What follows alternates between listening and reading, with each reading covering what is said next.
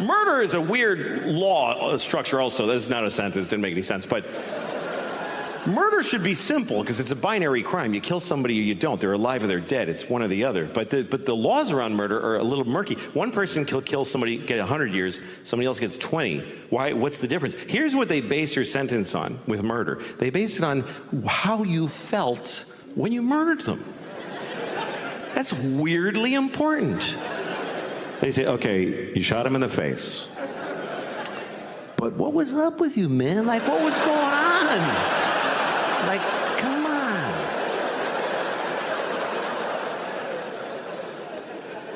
I think if you murder somebody, your sentence should be based on how old the person was that you murdered. That should matter. How much of their life did you take away? Like, if you see a 3-year-old girl in the park and you just kick her to death. It's a hypothetical. Grow up. It's a hypothetical. I'm not asking you to go do that. I'm just asking you to just really imagine kicking a 3-year-old till she's dead.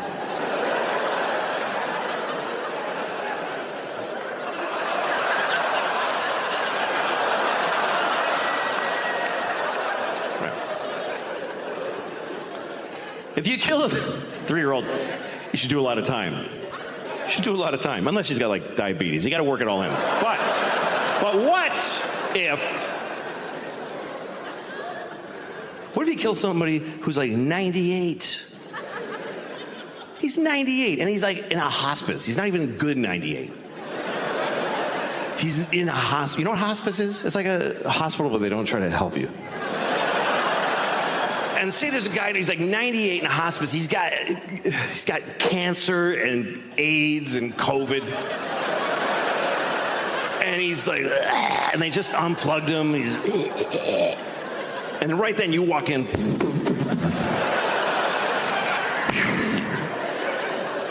Shoot him right in the face. You should get like 5 minutes for that.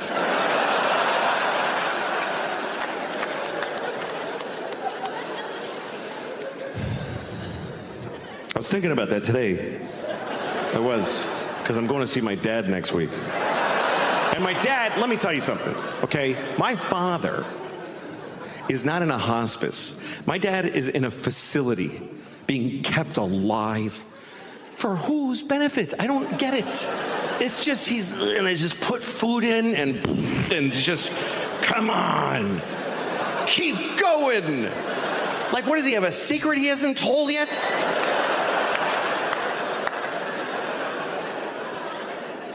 Look, my mom just died. She just died.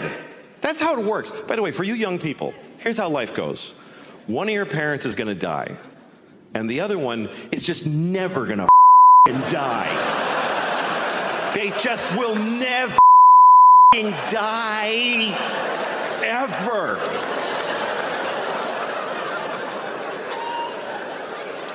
And guess what? It's not the one you wanted. Nope. It's not the one you wish to have kept. It's not your good parent. Nobody's got 2 good parents. You have a nice one and a shitty one. And the nice one just dies, because that's what nice people do. I'll just die. I don't want to bother everybody.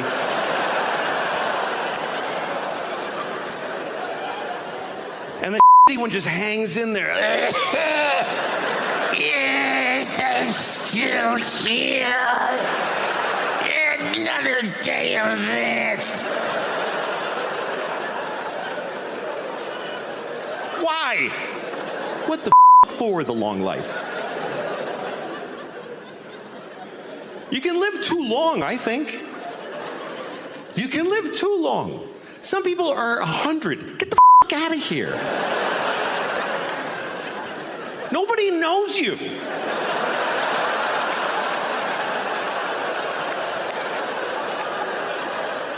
What, are you going to run into somebody? Hey!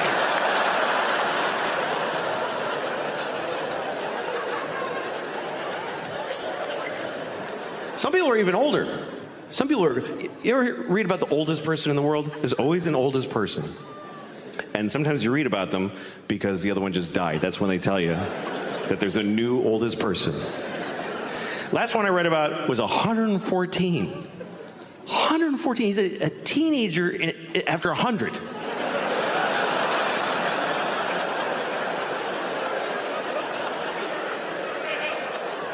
You know what that means? That means he's got a kid who's like 92. Who's like, please die.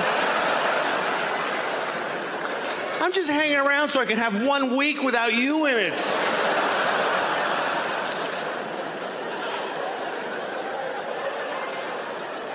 You know, it's a lot of work having kids, especially now, as opposed to the past. Because in the past, you just had your kids and they just did their thing and you did your thing. That's what it was like for me. I'm amazed at that now. Because I have a 5-year-old and an 8-year-old. My oldest daughter is 8 years old. And when I was 8, my mother, she would go to work and I'd go to school. We were like roommates. There was no... She'd just go, see you later. Maybe I'll have a child when I get home from work. I don't know. I would go to school and then I would just wander around town. And I would do weird shit. I used to go to the store and steal tampons. I got in this weird thing where I stole tampons every day. And I never got caught. I mean, the guy probably saw me, but he's like, I'm not confronting the kid who steals tampons. I did a lot of weird shit when I was a kid. I showed my penis to a girl with Down syndrome that lived down the street. I did that. Go ahead and judge me. I was 9. I mean, I'm still the guy who did it, but I was a kid. I just really wanted a girl to look at my penis. I wanted to have that moment. And I was too afraid to ask any girls that didn't have Down syndrome. Basically, was the... Because girls in my town scared me. They smoked parliaments and had feathered hair and leather jacket. You fucking queer! They were tough. But she was approachable. I met her behind Kentucky Fried Chicken by a dumpster, and she was just nice. It's a true story. And I asked her, I didn't just go, hey, look at my dick. I asked her, can I show you my penis? And she's like, fine. And I took it out, and we're both standing there, and she's looking at me like, dude, what, you think you're the first person to do this? I've seen every in this town. Just put it away. That's what it was like when I was a kid. I mean, not for everybody. Not every single... Oh, sure, we all showed our to people. And they all just stand there staring at him. And he's like hugging this tiger and like talking to it softly. It's a really intense scene that makes no... That makes no sense in the movie. Like, yeah. In the context of the movie, yeah. It's funny because for you. Robert De Niro, his comedies are so bad, but his dramas are hilarious. To me, two of the funniest movies in history are Goodfellas and Raging Bull. Mm-hmm. Two hilarious movies, not sold as comedies. They're not supposed to be funny. Someone who's like, no, I'll show you what this would be like, and I'll give you these feelings, manufacturing feelings. And by the way, I'm not putting down that kind of filmmaking. Some of my favorite movies, Goodfellas, a lot of my favorite movies are totally reliable structures, and you can see how they work. Martin Scorsese's a legendary, untouchable filmmaker. His films today aren't at the caliber, I don't think, in terms of richness and the effort made, and the rawness and the honesty. And also, by the way, he might not have been Slash. I mean, he's got the hat. And I'm not even saying that they fake Slash. I mean, that Slash could have sent you want to do that for me? Yeah, I'll give you $12,000. Yeah. No, go do it for me. There's no money in this playing Super Bowl half. Oh, really? No, it's just an honor. They the pay exposure, all the expenses and whatnot. Mm-hmm. And it's sort of just like I didn't know promote that. your thing. Your project. Yeah. Well, there is a rumor the NFL trying to get you guys together, the actual Guns N' Roses together. To play the halftime next year. Thing was is that a real... I mean, you've heard that rumor by now, right? Yeah, I heard it in my own house. My wife comes to me and she goes, honey, the NFL's trying to get you guys, they're getting you guys back together for next year's Super. I said, Sue, baby, really? She goes, yeah, it's on the internet. I'm like, Honey, you're talking to me. Break away from the internet. Get back to reality. No, but it's right here on TMZ. Yeah, exactly. No, you don't know yet because it's on. You don't want to look at TMZ. That's our culture, though. It's hilarious. She's living with the guy. Yeah. You have to cut the thing. Actually, turn your head away from the machine. It's me. Look at the person that you're talking about. You could trust me, and you could trust me what I have to say about 14 this. years together. We're good. Like, wow. Yeah, no, it's just rumor and wild rumor. I remember when Guns N' Roses broke, and I was in high school, and I was a senior, and the kids, freshmen and sophomores, started listening to Guns N' Roses. Guns N' Roses is the first band that I had the experience of saying, what are the young kids listening to? Like, I was a senior, but I was like, what is that? Because I didn't know anybody. Me and my friends were listening to Led Zeppelin, and Van Halen was like where we were at. And then freshmen and sophomores that had weird haircuts and were kind of fucked up, and they were listening to this Guns N' Roses, and I was like, what the fuck is that? Like, it was so different to me. It was way above everything else out. So from the gut. Like, you could hear every string of the guitars. Like, it was such tightly wound. But I went nuts for it. I loved it. I still do. Every time I hear it, I still freaked out. Crazy. I remember that. Yeah, it really is rare because rock and roll, especially by the '80s already, was such a being oversaturated. Every color of the spectrum's out there. To have a sound that people go that shakes everybody. Yeah. You know. Yeah, it's rarely happens. And it's weird to be. I mean, for me, to be sort of, to be inside of the thing and not being able to experience it from anywhere. You're not getting else, to be a Guns N' Roses fan. You didn't get to be a, a fan. Like Slash, at this, it's so sort of iconic in some circles. Like Slash's top hat could have come up on that pedestal, and people would have went crazy. Exactly. Without even him. That's in how it. big the deal is. So it went from us being like kind of street urchins. Really, right. It was a band from the gutter, and 5 guys. That's all we had was music, nothing else, and it was that or kill somebody, really. And, well, it's like the Beatles coming out of Hamburg. Like, that's what made them great, was playing the rough rooms. We have beer thrown at you. Yeah. You're wearing leather because it's actually protecting you. Yeah, right. Yeah, the thought that they were tough guys back when they were actually in the LA Liverpool. scene was it was dangerous just because how strung out everybody was. Yeah. It was like it was hard to just survive. Yeah. And these guys found this, I don't know, you just tune into this frequency. Yeah. I moved to Hollywood. I moved to Hollywood in September of '84, and there was the Summer Olympics in Los Angeles in '84. September, the Olympics were over. So I guess what happened was the cops had cleaned up Hollywood, pushed everybody out, the hookers and the drugs and all that stuff.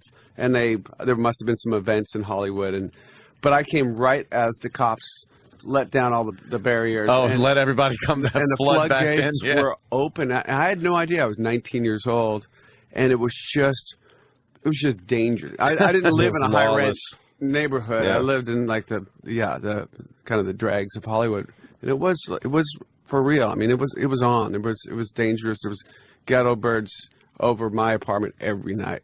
Helicopters.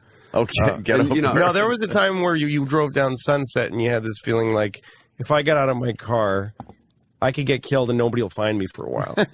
Really, that bad? Yeah, it was just seemed and seedy. But and by the way, they came out of there and it became one of them playing the Super Bowl for 5 seconds. That only happened, again, going back to our earlier conversation, because of record stores in the 80s. Because some record store owner in Indianapolis said, this sounds hot. I think this will move if I put it out there. And it grew, that's why he was able to come from the gutter up to mainstream, was through that system. It's like it's like a septic system or something.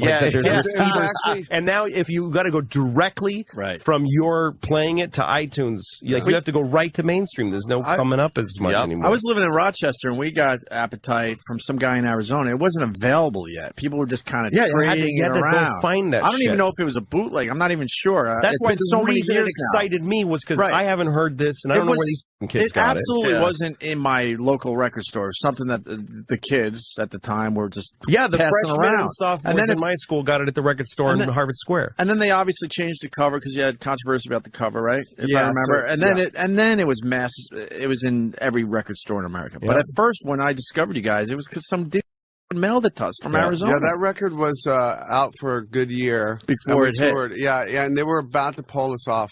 See, and that's because the record stores like Louis. Yeah, because the record had legs, because it was given some time to seep out through the system, and people went, "What are those kids that I'm a little afraid of listening to?" Yeah, I think I'm too old now. But Guns N' Roses and Nirvana, when I heard those two bands for the first time, I was like, "Holy shit, what is going on?" And I haven't had that feeling since. But then again, I'm getting older, so maybe it's passed me by. But yeah, there is. I mean, I think there's sort of a disconnect now with younger bands coming up, and I have a feeling something's going to happen. But you're right, there hasn't been that one band that wow moment. Maybe there has been, but I'm in another world now. Yeah, I haven't heard it. But I can't really think of one off the top of my head that could have been, Guns N' Roses, Nirvana, and then who was next after that? Yeah, everyone's just still waiting for whatever Black Eyed Peas wants to do. Yeah. Like there isn't that kind of like Darwinist thing in the music right now, where somebody else comes around and goes, Lady Gaga. Forget everything you've ever heard. This is now. Right. Yeah. Forget everything you've ever heard except Madonna. Right. Did you guys hear that thing? You probably did. What is it? Lady Antebellum, the song that they won the Grammy for. Oh yeah. I don't even know who that is. I don't even know what that sounds like. You know the song I'm talking about? I heard the song on the Grammy. Yeah. Did you? Okay, so Bob Rivers, he's a DJ. Yeah, Seattle guy. Right. He's the next day after the Grammys, he was driving to work to his DJ job. He's a Seattle DJ now, and he goes, "I know this song. I know this song is something else, and it's a Alan Parsons. Alan Parsons project. So he got to work and he put the two songs together. It's on that internet. Holy shit. And it's exactly the melody. What Alan Parsons song? I don't know. You got it? Many songs by Alan Parsons. We got it. We got Daniel, it. Has this come out as a big deal? And it won a Grammy. Parsons song. Wow, what a amazing. Didn't even notice, but the second that kicked in, it was so exact. That's great. And that's like so much even better than George, My Sweet Love, and yeah, right. That's even more exact. Well, we were also it's talking even the about same arrangement, right? Lady Gaga doing Express Yourself. It's that little... Lady Gaga does Express Yourself. Well, that's fucking Madonna's song. So what's going on there? I don't know. She do we have one of those? Is Alan Parsons' project person going to get some cash for that? I would assume that they're looking into it. You don't want that going in front of a jury. No. Wow. No. You heard the George Harrison one, though. Yeah. You would think you could rip off Alan Parsons because who cares? But that's one, that's a some popular guy, one. Yeah, he's somewhere in Colorado like, what? I heard. Oh, that's a drag, man. Can we get some cash for that? That's a drag, man. But I lied to you. Sounds when like I say something that... Just play that quickly while it's still in our ears. Why? Because I can't, because it's going to show you a 30-second ad first. So. Dumb ads. And then now the ads on it. Stupid ads. It's making the internet free. That the ads are for specific moments now. Like when you watch CNN or ABC News and it's sponsored by Kellogg's, it's one thing. But when you want to watch one moment, like a man being beaten to death in Egypt, sponsored by Target. It's like, hey, Target. Did you know the Geico? And then a man being beaten to death in Egypt. Doesn't seem to go. Geico brought you this guy being beaten. Right, thank you, Geico. And aren't they funny? And what are they even? I can't take care of myself. And I'm always just uncomfortable, just sweaty, and just like this is such a bummer. Like, it's my nightmare. It's my whole life. Best thing that ever happened to me was boxer briefs. I'm so happy about boxer briefs. It doesn't seem like a big deal to most people, but before boxer briefs, I was trapped between the two awful worlds of briefs and boxers. Briefs are for a normal man with one leg here and one leg here. Two totally separate legs with a whole area between, and the briefs go up into this little valley, this little area, and they come down like this, and they can just tuck up in there and just hold them nicely, because he's got all that air and negative space. But this is just all just mashed together, just upsetting, stingy, red, sweaty, just like, this looks like a pig's ass when I'm naked.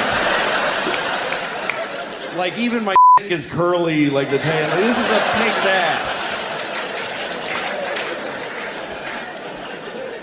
And I'd pull briefs on, and they just go, and they just grab my fucking balls. Like, here's your balls, you fat bastard. You're like, that. And they just dig up in there with this viciously sharp cotton, and after a while, I'd have just this wad of just damp cloth, just a wad of wet cotton, just like the size of a tennis ball, like a huge wad of wet cotton. And boxers were worse because they just let everything flap around and touch each other and upset each other. I need everything to be segregated down here. I need everything would stick in and just get. And also, when I had boxers on, for some reason, I always had just water, like a quarter cup of water, just sloshing around my all the time. Just what is this water? It's hovering around my defying gravity, just like an upside down glass of water in my ass. I gotta manage because I can't stop eating. I exercise a lot. I run 5 miles every other day to maintain this body that I have. Because the food, man, I eat like high octane crap. Like Ask Oscar Schindler. Yeah, exactly. He probably raped a lot of those Jewish girls. Don't you think? Jesus. On this Rosh Hashanah, you're going to make jokes like that? I'm not joking. I'm not joking. I'm completely serious. I'm pretty sure he did. I'm essential to the war effort. One-armed guy shoveling snow. God, I love his soul. In that movie, there's a scene where he has to pick a secretary. So he's got these girls all interviewing, and they're all so cute, and it's a funny scene of him going like, which girl will I pick and flirt with all the time? But there's this underlying joke of like, and the rest will die in a gas chamber. Like, I hope you have nice tits so that they won't be sewn to your sister's face, and then you get burned. What movie was that? Schindler's List. Oh yeah, Schindler's List. Okay. Picking a secretary, and then he wound up going with what's that cunt face's name who blew us off? Ben something. Ben Kingsley. Ben Kingsley. Oh, Ben Kingsley. Wonderful actor, though. Fair is Great, fair. thanks. No. Thanks for nothing. As a person, he's a cunt face bag of shit, but as an actor, he is. Yeah, but every part he plays, it's just like, if Gandhi did this, or if, if Gandhi worked for Oscar Schindler, or if Gandhi was a mobster from England. Gandhi's a businessman. It's like if Gandhi was an actor. Because he's more Gandhi than he is who he is. Yeah, that's just it. It's his persona now. Yeah. Gandhi played chess. Yeah, exactly.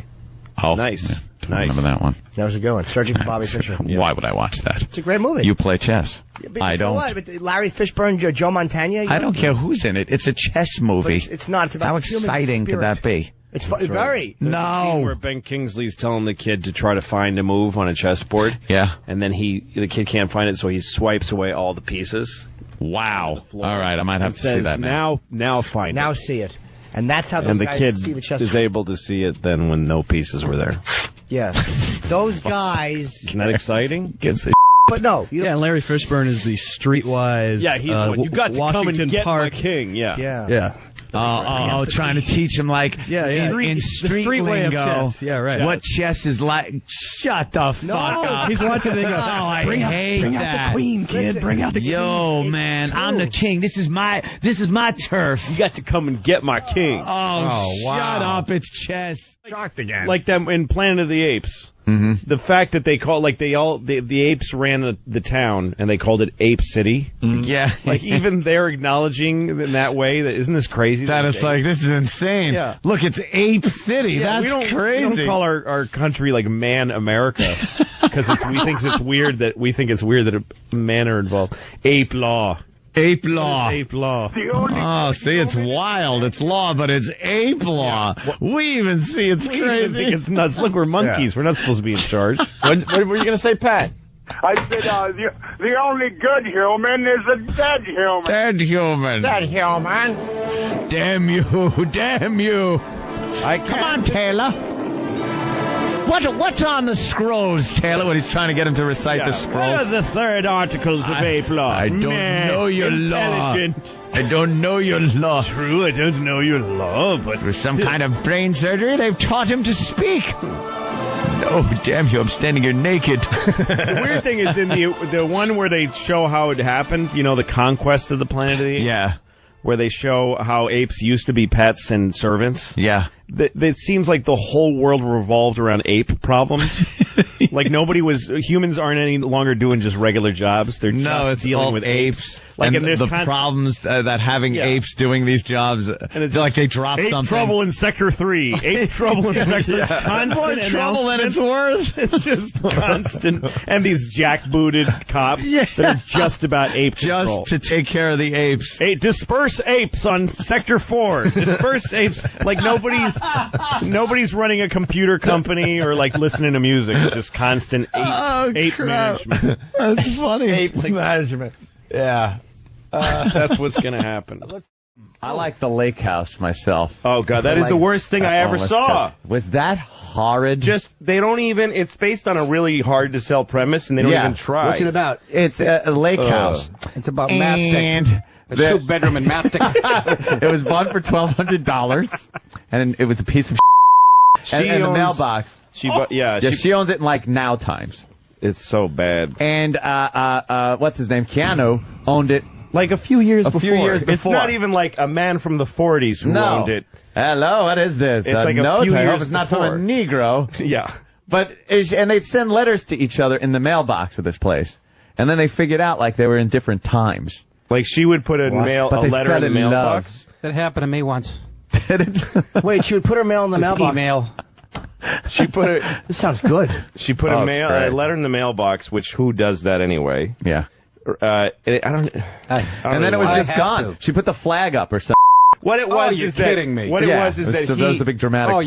You're kidding me. He wrote a letter saying I can't even do it. That he lived there. And she's like, no, I'm living here. So they kind of figured out that they lived in a different time in the same house and kind of fell in love over this. Yeah, that always happens. And, yeah, of course, by mail. He should have just dropped a load in the mailbox.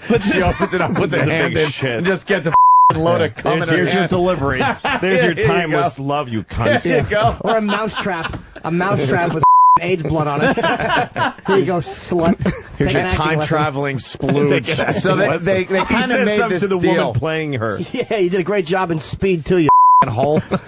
They kind of made this deal for him to meet her. Yeah. And he winds up getting hit by a car and dying or some shit. No, but the thing is, where they destroy the premise, which is bad anyway, is that they wanted to start having to be able to have conversations that are like instead of long letters. Yeah. It's just bad dialogue. So they want to be able to go, so how are you doing? I'm fine. How are you? So they just stand there and each put one in, write, I'm okay. How are you? Put the letter in. And then the other person gets it and says, oh, that's nice here. And then they start talking really fast back and forth. Yeah. And how the flag magically goes up and down. Yeah. And one of them dies with a paper cut. Oh, I see. They're in different times in the same house, just writing letters to each other. And the mailbox has this magical ability to transport the letters. I was just putting one walkie-talkie. Put one walkie-talkie in the mailbox and stand out with another one. Yeah. And you can talk to each other or something. Exactly. Try things. Horribly tedious fucking... It's this movie. How about send a photo of your 20th century Yeah. I never heard of a camera yet. Send a photo of your cunt in a racing form. Stop wasting my time. Stock sheets. Let me know what stock I should buy, you dumb cunt. Send me a picture of your mouth around the genitals of a Negro. Oh my God! We don't this get that show a is lot this time. It's just gotten horrific. How does the dumb movie end? He gets hit by a bus. Well, she stops him from getting hit by a bus. That's how it starts. It starts with somebody getting killed in the road, and Sandra Bullock is with her mother, I think, and looking out and going, oh, that's kind of a horrible thing. You don't realize at the time that that's him. Yeah. And then at the end of the movie, it turns out through everything that had happened, he was coming to meet her, and then because of that, she saved him from So you don't realize until 20 minutes in that it's him. And you go, oh, I get it. Yeah. He's going to get really killed by a bus? Yeah. Which is ironic. Yeah, exactly. Don't you think? Yeah. Because there's speed. That is just... I forgot about that. They were in that together, huh? Both of them. So you can't make a movie without a bus in it, that dumb whore. We want to do a stage wag. It's in a rider. Yeah, it's in a rider. There has to be somebody that dies by bus in my movie. It's like that movie, American Beauty. Remember that movie? Oh, where they got first, Kevin Spacey playing the man, heterosexual, yeah, and he's in love. He wants to. He's fantasizing about a cheerleader in high school, right? And the way they represent this in this gay movie, it really this bunch of cum through a projector that this movie was is like this is a man when you fantasize. According to this movie. When you fantasize about a cheerleader, right, you lay on your back and flower petals fall all over you. Right. Rose petals just fall all over your body. Yeah. That's what you think about. Exactly. Instead of just like her hot, sweaty ass and the confused look on her face as you come in her stupid eye. And then bash her brains in with her own pom-poms, rock around your fist. Hold her throat and tell her not to tell people. And you throw her into her cab and she's crying. Yeah, exactly. Right. You fucking bleach your hair and move out of town. Or you yell, give me a C, give me a U, give me an N, give me a T, as you punch her in the belly. No rose petals needed. Avoid her calls when she skips her period a month later. She's holding a middle of light on her eye to put down the swelling. When it's done, I want the sheets to look like there are rose petals on it. Exactly. She's got a Heffenreffer to her shiner. You make her wear a cheerleading outfit while you give her ass to mouth. Exactly. God. No, it's Kevin Spacey with this sweet look on his face and his flower petals. Yeah. And also like cluck music, jazzy music, that's how you fantasize. With those wooden blocks. And then the Marine at the end of the movie, the Marine, of course, the ex-Marine is really... Yeah, he's the one who's really gay. Yeah. None of us are gay. It's actually the one hetero guy. He's the gay one. Yeah. No one else is gay. Yeah. Kevin Spacey's not gay. No.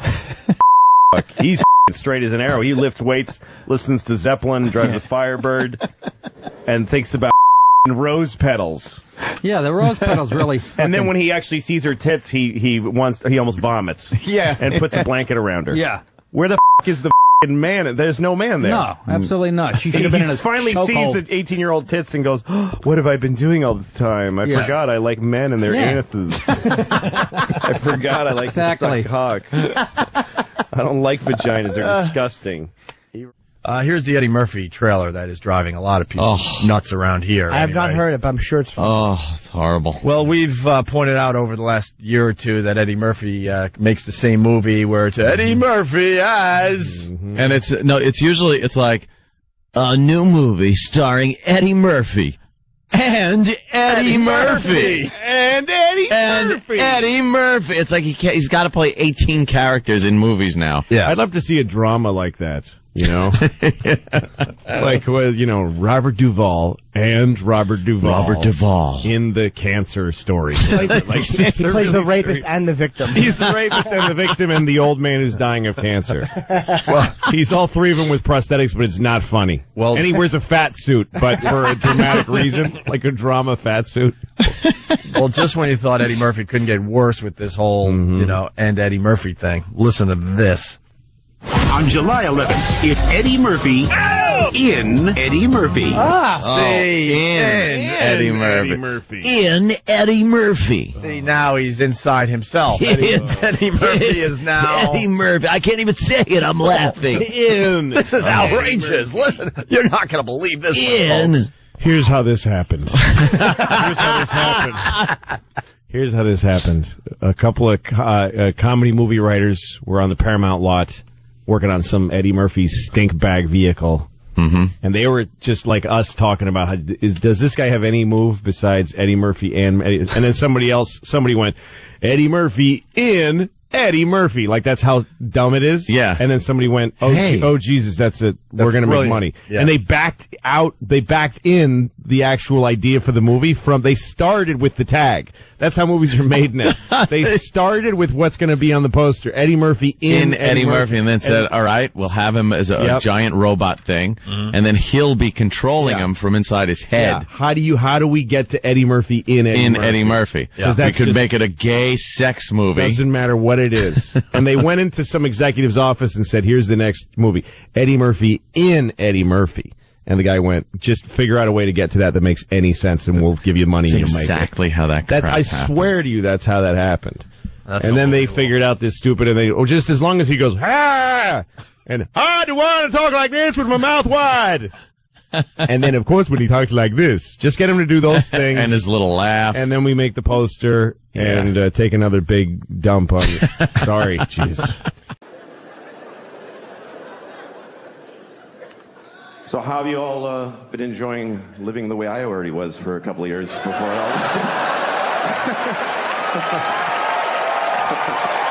Welcome to my life. Can't work, can't go outside, can't show your face, gotta wash your groceries.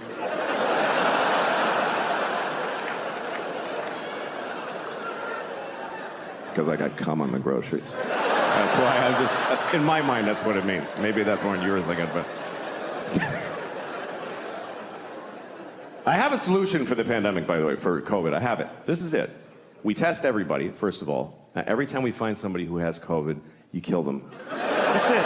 That's the solution. You won't need another one after that one. That's the final one.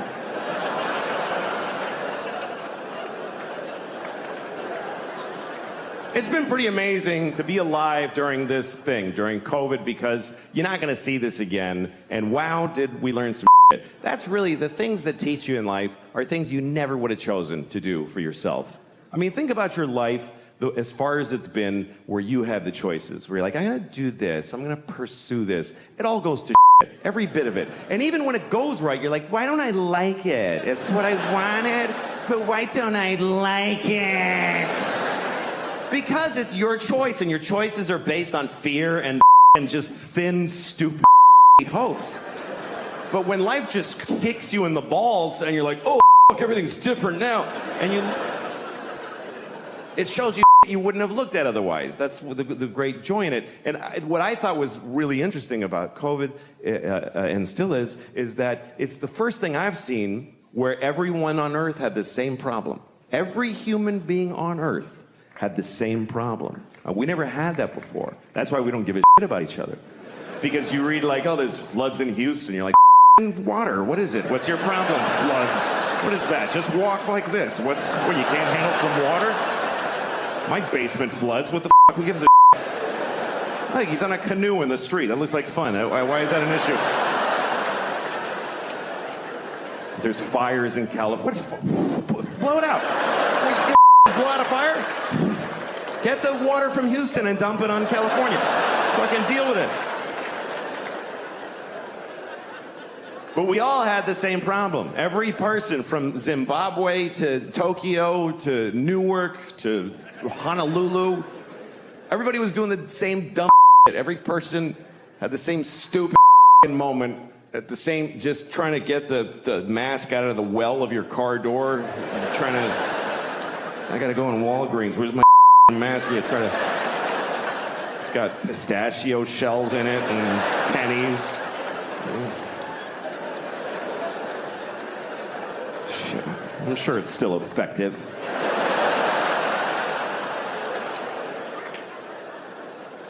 I actually liked the masks because everybody looked nice. Everybody did. Because it's just their eyes. Eyes are nice. You never hear somebody say, that guy's got gross eyes. It's really, we should hide these. We should keep the masks, because this is disgusting. How do we just, with no shame, look inside my face? Spit at a tongue and teeth? It's gross. Cover your mouth. Don't. I'd rather look at your hole than your mouth. I really would. I'd rather stare into your hole than glance at your mouth. Aren't that bad, not to look at. We don't like to think about because like they're, the shit and the farts and the diarrhea. But that's a small portion of their time.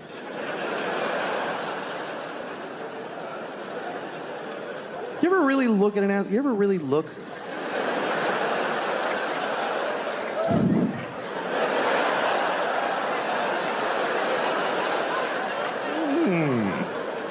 Once you see it, like, in nature, it's a little, that's all. That's your hole. It's like, you know what it is? It's just an aperture. That's all it is. That's your It's like a camera shutter. That's all it is. It's like the opening to the James Bond movies. That's what your is.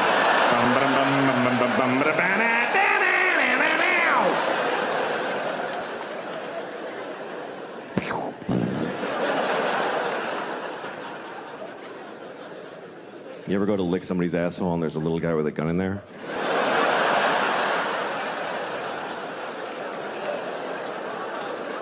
It was bad. I used to date a woman who was a vegan, so I had to f her with my substitute. And remember when meeting a vegan was weird? Remember when that was like a strange thing? Like, oh, what is that? Like, you probably met your first vegan in the 90s. You had like a dinner party, and somebody brought a vegan. And they said, just so you know, I'm a vegan. And you're like, I'm sorry, you're a vegetarian? And they're like, no. Like, all right, what is the thing? And they tell you all, okay, yeah, I have no food for you. You can eat a napkin and paper, I don't care. But then you met another vegan, and you're like, oh, okay. And then now they're everywhere. Now, who cares? There's several vegans in restaurants and whatever. It's kind of like gay people, sort of a similar trajectory of growth and acceptance in the culture, you know? Gay people and vegans have a lot in common. Like, they both have to tell their families at Thanksgiving. That's when they have to tell them. And Dad gets angry. Your mother worked all night cooking that turkey, and you're telling me you're a faggot? You know, it's drama. But those are the old days. Things are better now. I think it's pretty amazing when you think about it. The people used to say that being gay was wrong pretty recently. Folks used to, like most people used to say that being gay was wrong. Of course, it's not wrong to be gay. I mean, it's pretty gay, but it's not wrong. But that's what people used to say. And now nobody says that. And I think that's a positive change. I think that's a good thing. Although I do wonder if there are gay people who miss when it was wrong. Maybe there's a few who miss when it was, because wasn't it a little more fun when it was like, this is crazy?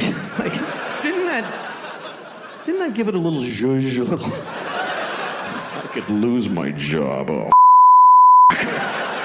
Because now they're like everybody else, which is great, and they can get married, that's terrific, but is that fun to your husband at your house? Wasn't it more fun to be in an old nightclub at 4 a.m, like, I'm breaking my mother's heart? Oh, yeah. I don't know. I don't even mean just gay people. Just some people like when sex is a little up, you know?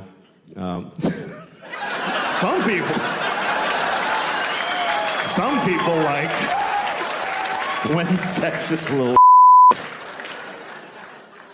all right. No.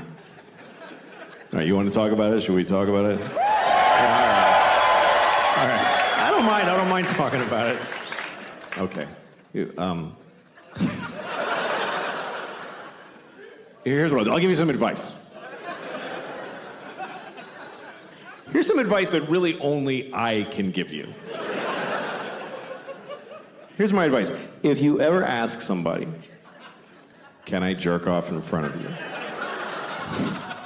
Just let me finish. Let me finish what I'm saying. Okay. If you ever ask somebody, may I jerk off in front of you? And they say yes. Just say, are you sure? That's the first part. And then if they say yes, just don't do it. Just don't do it. Because look, whatever you're into, okay? Because everybody's got their thing. Whatever your thing is, I don't know. You all have your thing. I don't know what your thing is. You're so lucky that I don't know what your thing is. Do you understand how lucky you are that people don't know your thing? Because everybody knows my thing. Everybody knows my thing now. Obama knows my thing. Do you understand how that feels? To know that Obama was like, good Lord.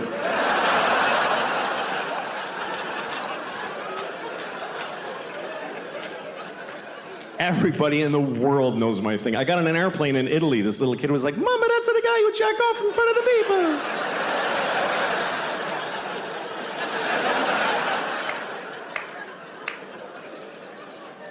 So whatever your thing is, I don't know what it is. Maybe you can't come unless you have your father on speakerphone. Whatever it is.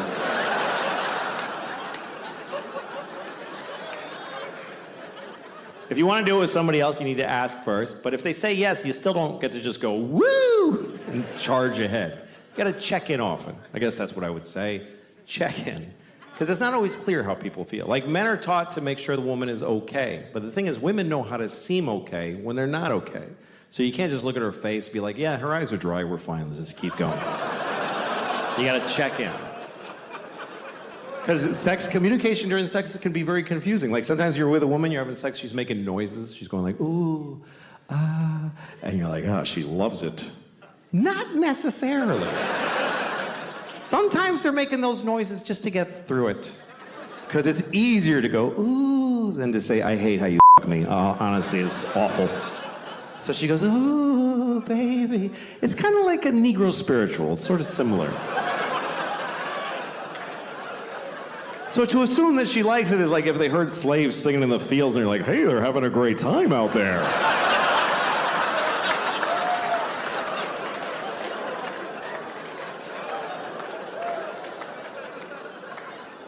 As far as my thing, I don't know what the f***.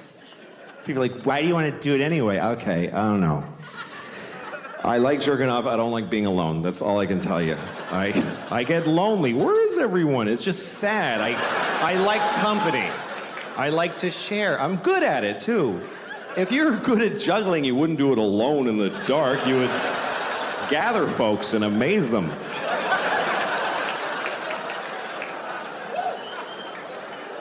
Anyway, that's all I'm going to say about that shit.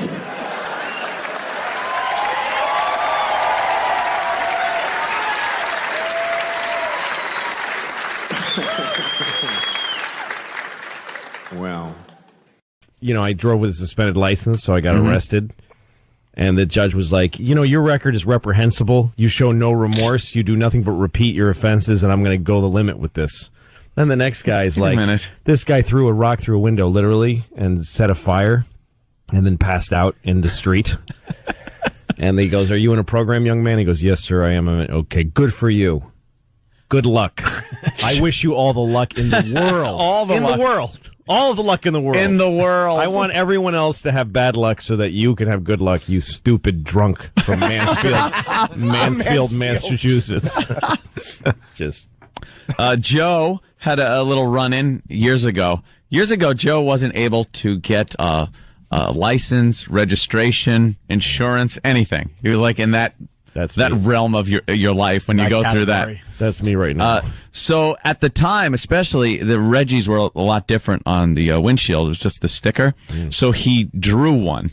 He looked at one, got some colored construction paper, and drew the lines with a ruler. It used to just be like a grid with some holes that they punched in it on the date, almost like your inspection sticker still looks here in New York.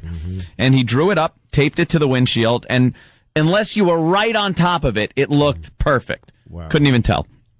So his car breaks down on the parkway, and he's underneath the car, and a cop comes up and starts talking. So Joe's like, let me get my stuff out of the car. So he goes to go into the car, and the cop's kind of still looking at his tire, I think, had bent or something like that. So Joe just scrapes the crap right off the windshield. So the cop couldn't see it. And he goes, where's your registration? Everything. He goes, oh, no, I don't have one. And he wrote him up for everything. Joe goes to court and just says, I wasn't driving because my car was broken down on the side of the parkway. And it didn't matter how it got there or anything, because you could say I was trailering it, I was towing it. It was anything. So he got away without anything. That's amazing. And there he was driving with this forged government document. And I got arrested once at the Holland Tunnel because this is how bad I was. My license was revoked. Not suspended, but revoked. That's bad. And I had, crazy amounts of warrants, open warrants.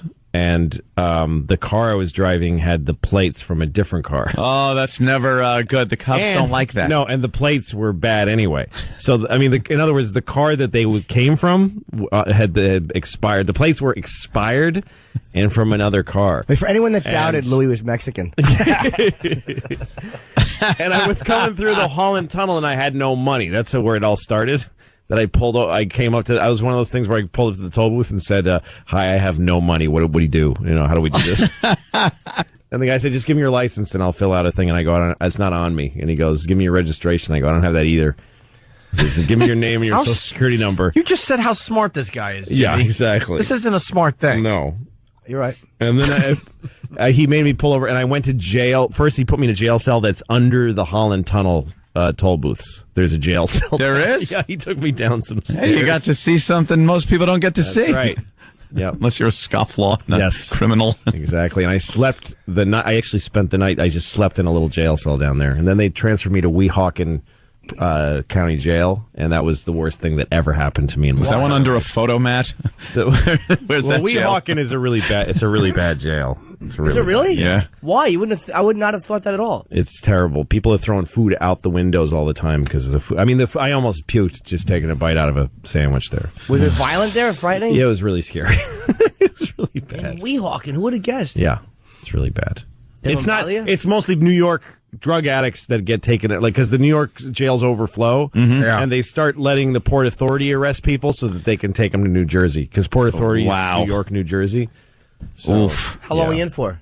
Like a day and a half. I was in, for a morning, afternoon, night, and the whole next day. It was horrible. That's a long time. Well, and when I got there, I was in a holding cell, and one of the guys in the holding cell said to me, "Don't let them take you out of this cell, because you'll never be heard from again. If you get moved to a permanent cell, they'll never find you. They lose people because it's a bad bureaucracy." And everybody in the cell agreed, don't leave this cell.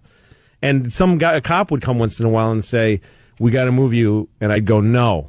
He said, "Just say no." I'm like, "How do you just say no to?" And I go, "No, I'm not moving." And he goes, "Come on, we're moving you to permanent cell." And I go, "I'm not leaving here." And he goes, all right.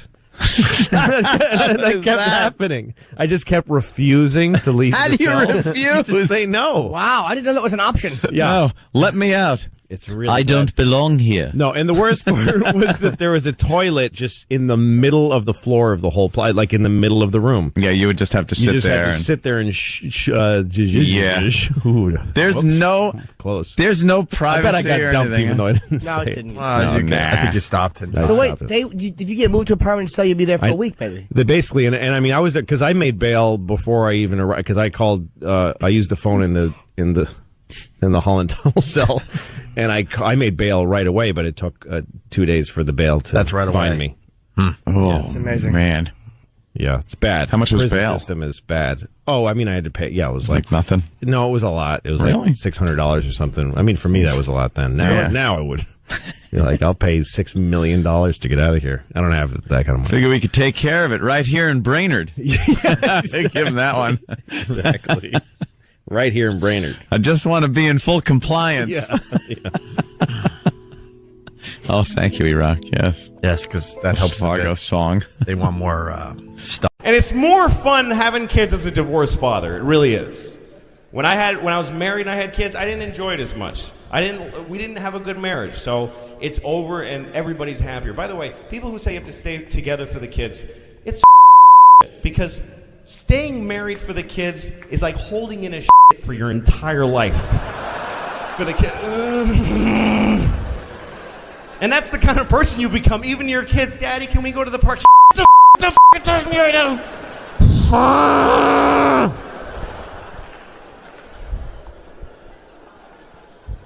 I see married couples together all the time, and sometimes it's sad. They just become the dumb and cunty show. That just becomes...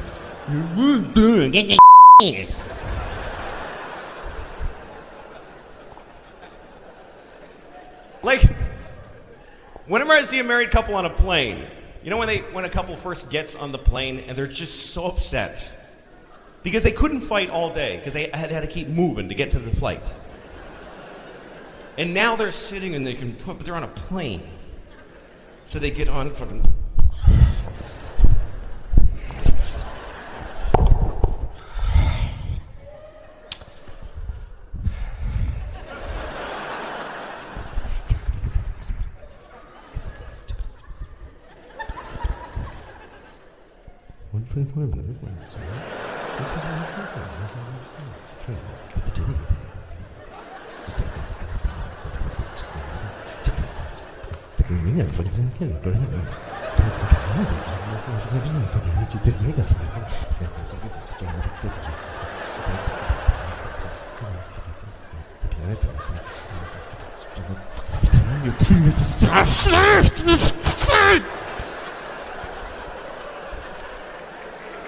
I saw.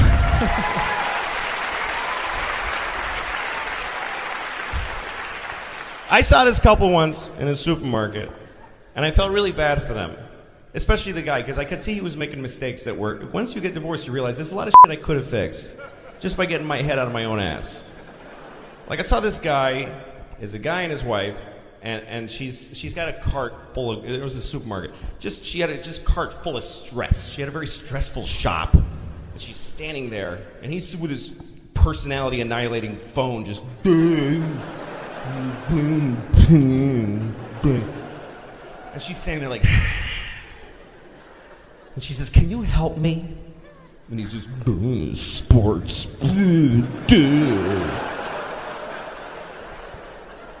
And she says, "Can you help me?" Like she's trying to find his frequency. Can you help me?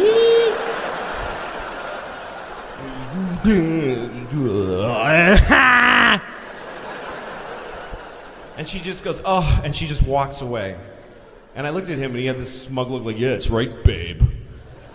And I just thought, you idiot. Like I wanted to go up to him. I didn't, because I don't talk to people at all. But I wanted to go up to him and I wanted to say, "Dude, just go find your wife. Wherever she is, go find her and just touch her shoulder and just say, 'What do you need, babe?' That's it. Just go, 'What do you need?' And I swear to God, you'll be her in the ass in the store. In like 10 seconds, you'll be her in the asshole. That's how easy it is to fix your marriage. What do you need, babe? Oh, just rub jelly on it and shove it in my asshole. Oh my God, I love you. Just put jelly on your and honey, there's jelly right there. It's right in front of you. It's right.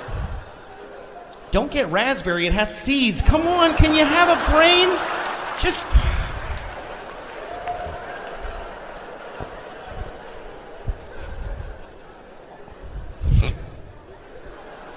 That's really dumb.